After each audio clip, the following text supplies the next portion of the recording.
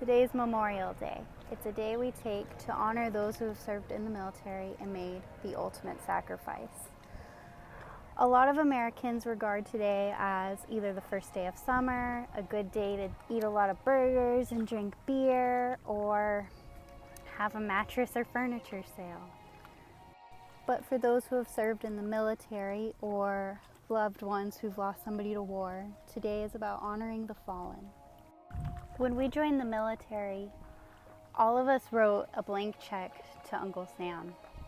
All of us gave something to the military. All of us have made sacrifices, whether those sacrifices be our physical or mental health, time with family, holidays away from home, and just our peace of mind in general.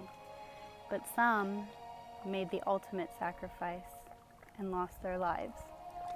Don't take that the wrong way though. When I rose my right hand and enlisted in the military, I didn't do it intending to die. I didn't do it thinking I would die. Nobody joins the military hoping to die. But I think most of us accept that if it does happen, if we do have to die, we're doing it to protect our values and protect the freedom and the people that we love.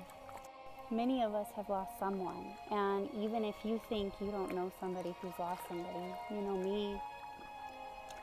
When I was in high school, every summer I'd go to this summer camp, and it was to teach teenagers how to be leaders and leadership qualities.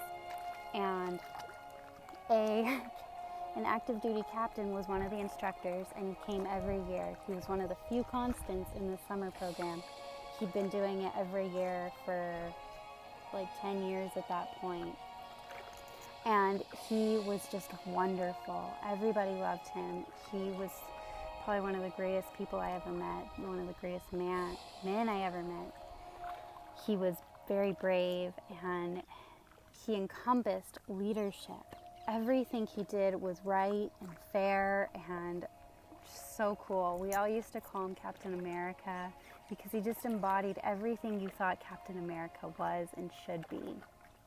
Well, when about 4 months before I enlisted in the military and before I left for basic training, he was killed overseas. The world lost one of the greatest humans it ever had that day. And the world will forever be changed because of that loss. Ever since that day, every single duty station I've gone to, everywhere I've gone, I've carried around a picture of him to remind me to be kind and to be a good leader and what a good airman should be. Behind me, all this water behind me, on December 7th, 1941, it was all a scene of horror.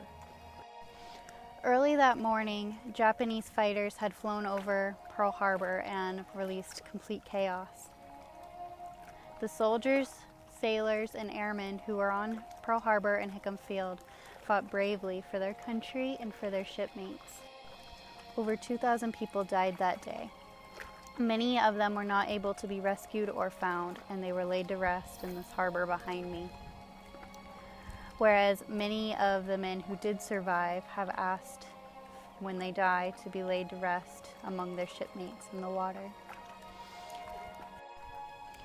And then many of the brothers in arms who are still with us today often come to the memorial to lay down flowers and just pay their respects to those who we lost.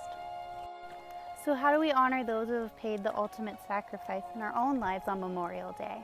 Well, many people fly American flags in their front yards on Memorial Day.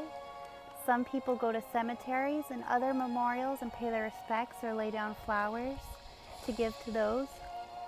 And others shake the hands of veterans or bring them something to eat or invite them into their homes. I personally take the day to remember those who we have lost and say prayers for the loved ones who have lost somebody. Whatever you do though, remember. Remember the fallen, keep their loved ones in your prayers, and don't let their sacrifice be lost to time. Remember.